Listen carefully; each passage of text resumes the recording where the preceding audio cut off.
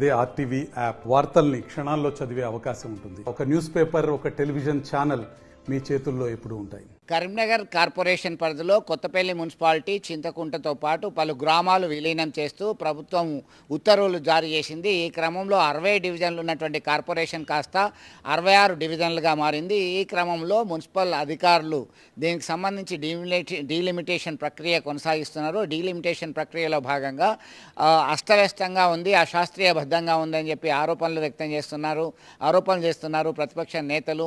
నిన్నటికి నిన్న మాజీ మేయర్ సునీల్ రావు మీడియా సమావేశంలో మండిపడ్డారు. ఇది సరి అయినటువంటి విధానం కాదు, ఖచ్చితంగా మార్పులు చేయాలని చెప్పి సూచించడం జరిగింది. తాజాగా డిప్యూటీ మేయర్ భర్త సిటీ బీఆర్ఎస్ అధ్యక్షులు చల్లా హరిశంకర్ సైతం తనదైన శైలిలో విమర్శలు గుప్పించారు. మొత్తం మీద ఇది అశాస్త్రీయబద్ధంగా ఉంది అని చెప్పేసి ఆరోపణలు ప్రతిపక్ష నేతలు చేస్తున్నటువంటి నేపథ్యంలో ఖచ్చితంగా కరెక్ట్గానే ఉంది అనేటువంటి నేపథ్యంలో కాంగ్రెస్ నేతలు చెప్తున్నటువంటి పరిస్థితి మొత్తం మీద ఒక గందరగోళ పరిస్థితికి దారితీసింది. రాబోయే కాలంలో త్వరలోనే మున్సిపాలిటీ కార్పొరేటర్ ఎన్నికలు జరుగుతున్నటువంటి నేపథ్యంలో ఇలా ఇప్పుడే గందరగోళ పరిస్థితి నెలకొంది. ఆరోపణలు ప్రత్యారోపణలు చేస్తున్నటువంటి పరిస్థితిని చక్కదిద్దాల్సినటువంటి బాధ్యత అధికారుల మీద ఉంది అని చెప్పి స్పష్టం చేయొచ్చు. ప్రకటించినటువంటి ముసాయిదా డివిజన్ల డిలిమిటేషన్ సంబంధించి అందరి పక్షాన మాట్లాడడం జరుగుతోంది. కరీంనగర్ మున్సిపల్ కార్పొరేషన్ సంబంధించి 66 డివిజన్లుగా విభజన చేస్తూ ఏదైతే డ్రాఫ్ట్ ముసాయిదా అన్న ప్రకటించిందో అది పూర్తిగా అసంబద్ధంగా, అశాస్త్రీయంగా మరి చేసినారని చెప్పేసి మరి భారతీయ జనతా పార్టీ పక్షాన మేము తీవ్రంగా దాన్ని వ్యతిరేకించడం జరుగుతూ ఉన్నది. ఇదంతా కూడా ఒక క్రమ పద్ధతిలో కాంగ్రెస్ పార్టీ మరియు ఎంఐఎం పార్టీ, కాంగ్రెస్ ఎంఐఎం రెండు కలిసి కూడా ఈరోజు ఒక కుట్రపూరితంగా కరీంనగర్ మున్సిపాలిటీలో డివిజన్ల ప్రక్రియ వారు లబ్ధి పొందడానికి ఎన్నికల్లో బలమైన ప్రతిపక్ష పార్టీల అభ్యర్థులు ఉన్న కాడ వారు లబ్ధి పొందడానికి చేసిన కుట్రగా మేము దీన్ని భావిస్తా ఉన్నాం. ఎందుకంటే ఎన్నికల్లో కొట్లాడలేని వాళ్ళు, ఎన్నికల్లో ప్రత్యర్థులు ఎదుర్కోలేని వాళ్ళు చేసే కుట్రలో మాత్రమే భాగంగా ఈ డిలిమిటేషన్ ప్రక్రియ మరి ముసాయిదా ప్రకటించినారని చెప్పేసి కూడా భావిస్తా ఉన్నాం.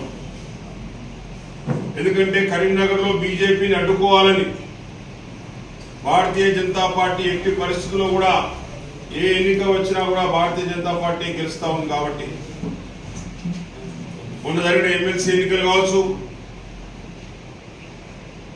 అంతకుముందు జరిగిన పార్లమెంట్ ఎన్నికలు కావచ్చు, ఏ ఎన్నిక వచ్చినా కూడా భారతీయ జనతా పార్టీ వైపు కరీంనగర్ నగర ఓటర్లు ఉన్నారని చెప్పేసి భావించి మరి ఈ విధంగా కుట్రలకు తెరలేపినారని చెప్పేసి కూడా మేము ఇది తీవ్రంగా విమర్శించడం జరుగుతూ ఉన్నది. ఎందుకంటే కాంగ్రెస్ పార్టీ అధికారంలోకి వచ్చిందంటేనే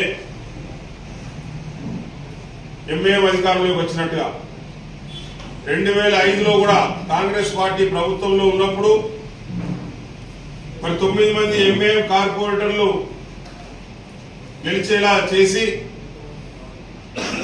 అప్పుడు డివిజన్ల డిలిమిటేషన్ ఆ విధంగా చేసి మరి ఎంఐఎం పార్టీకి డిప్యూటీ మేయర్ కట్టబెట్టిన చరిత్ర మరి కాంగ్రెస్ పార్టీ 2005లో. బీఆర్ఎస్ పార్టీ మాజీ కార్పొరేటర్లు, డివిజన్ల అధ్యక్షులు, ఇన్ఛార్జీల అందరం కలిపి మొన్న 4వ తారీఖు నాడు విడుదలైన నగరపాలక సంస్థ డివిజన్ డిలిమిటేషన్ ప్రక్రియ పూర్తిగా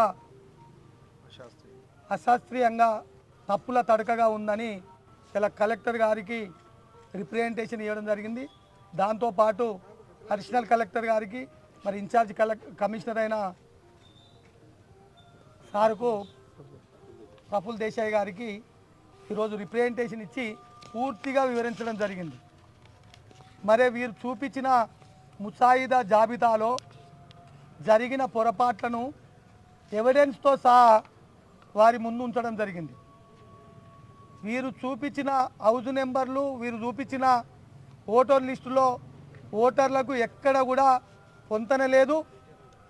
వారు చూపించిన ప్లానుకు, వారు చూపించిన హౌజ్ నెంబర్లకు ఎక్కడ పొంతన లేదు.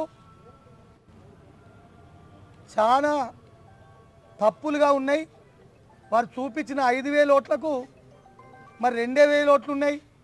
ఒకకాడ 5,135 చూపిస్తే అవి 3,000 ఓట్లు ఉన్నాయి. మరి అలా 5,000 చూపించిన కొన్ని డివిజన్లో 8,000, 7,000, 9,000 ఓట్లుగా ఉన్నాయి. మరి ఇవి పూర్తిగా తప్పులు చేసిర్రు. మరి ఎవరి లబ్ధికి వీరు ఎవరు చెప్తే చేసిర్రని మరి కలెక్టర్ గారి దృష్టికి, అడిషనల్ కలెక్టర్ గారి దృష్టికి తీసుకుపోవడం జరిగింది. దాంతోపాటు మరి సర్క్యులర్ గైడ్ లైన్ చెప్పినట్టు నార్త్లో స్టార్ట్ కావాలని గైడ్ లైన్స్లు ఉన్నాయి.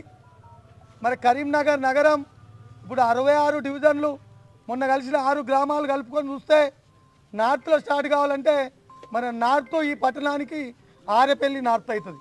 ఎందుకంటే కొత్తపల్లి అక్కడ దాకా ఉంటుంది, ఇక్కడ దాకా దుర్షేట్ ఉంటుంది. కాబట్టి నార్త్ ఒరిజినల్గా సెంటర్లో నార్త్ సైడ్ అంటే ఆరేపల్లి స్టార్ట్ అవుతుంది. మరి ఆరేపల్లిలో 1వ డివిజన్ స్టార్ట్ కావాలి. అక్కడి వెళ్ళి గడియారం టైపు తిరిగినట్టు క్లాక్ టైపు డివిజన్ చేసుకుంటూ పోవాలి. కానీ అది ఎక్కడ కూడా పాటించలే. అది పూర్తి విరుద్ధంగా డివిజన్ డిలిమిటేషన్ చేసింది. దాంతోపాటు R&B రోడ్స్ 100 ఫీట్ల రోడ్డుకు 2 సైడ్ల ఒక్కటే డివిజన్ ఉండే విధంగా చేసిర్రు. అది కూడా పూర్తిగా నిబంధనలకు విరుద్ధమని కలెక్టర్ గారికును అడిషనల్ కలెక్టర్ గారి దృష్టికి తీసుకుపోవడం జరిగింది. దాంతోపాటు వీళ్ళైతే ఏదైతే మ్యాపింగ్ చూపించారో ఆ మ్యాపింగ్ చూపించిన హౌజ్ నెంబర్లన్నీ, ఆ మ్యాపింగ్లో వచ్చే ఎవైతే హౌజ్ నెంబర్లు, ఒక్కొక్క మ్యాపింగ్లో 2-3 హౌజ్ నెంబర్లు వస్తాయి. 2-3 హౌజ్ నెంబర్లు వచ్చేటి అన్నీ కూడా ఒకటే డివిజన్గా ఉండాలని చెప్పినాం. కానీ ఎక్కడ కూడా వాళ్ళు పాటించలేదని ఒకటే హౌజ్ నెంబర్ను రెవెన్యూ డివిజన్ ప్రకారం పేరు తప్ప మ్యాప్ ప్రకారం వాళ్ళు ఫాలో కాలేదనేది కూడా మేము కలెక్టర్ గారి దృష్టికి తీసుకుపోవడం జరిగింది. దాంతోపాటు మరి కరీంనగర్ నగరంలో దాదాపు ఎస్సీ కాలనీలు కానీ, ఎస్టీ కాలనీలు కానీ, కుల వృత్తులకు సంబంధించిన కాలనీలు కానీ, బీసీ కులాలకు సంబంధించిన కాలనీలు కానీ, ఇవన్నీ కూడా గొప్పగా ఎక్కడోళ్ళు అక్కడ జీవిస్తున్నారు. ఏ ప్రాంతంలో ఆ ప్రాంతంలో ఇన్ని రోజులు 1952 నుంచి వెళ్ళి మున్సిపల్ ఏర్పాటు నుంచి కూడా ఎప్పుడు కూడా ఆ వాడలను డిస్టర్బ్ చేయాలి. వాళ్ళు ఐక్యంగా ఏదైనా పనులు చేసుకోవాలన్నా, ఎవరికి ఆపద పడ్డా సంపద పడ్డా అందరు కలిసికట్టుగా వాళ్ళు జీవిస్తున్న జీవితాలను విచ్ఛిన్నం చేసే విధంగా ఈ డిలిమిటేషన్ ఉంది. ఒక్కొక్క కాలనీలో దాదాపు 200 ఇళ్ళు ఉంటే 200 ఇళ్లను 3 భాగాలుగా విభజించారు. మరి ఎవరు చెప్తే చేసిరో అది తెలుసుకోవాలి, విచారణ జరపాలని చెప్పినాం. అదేవిధంగా మీ 3 ఐఏఎస్ ఆఫీసర్లు ఉంటే కమిషనర్గా, అడిషనల్ కలెక్టర్గా, జిల్లా కలెక్టర్గా ఐఏఎస్ ఆఫీసర్లు ఉంటే ఈ మున్సిపల్ రెవెన్యూ అధికారులు, టౌన్ ప్లానింగ్ అధికారులు ఎక్కడ కూడా క్షేత్రస్థాయిలో పరిశీలించకుండా కంప్యూటర్లనే డిజైన్ చేసి కంప్యూటర్లనే హౌజ్ నెంబర్లు వేసి దాని పక్కకు అందాదా తగ్గకుండా 5,000 నుంచి వెళ్ళి 10% ప్లస్ ఉండాలి, 10% మైనస్ ఉండాలి. కాబట్టి ఏదో అంకెల గారెడుతోని డివిజను రూపకల్పన చేసి దాన్ని మరి తొందరపడి దాన్ని రిలీజ్ చేయడం జరిగింది. అది మొత్తం కూడా పొరపాటుగా ఉంది.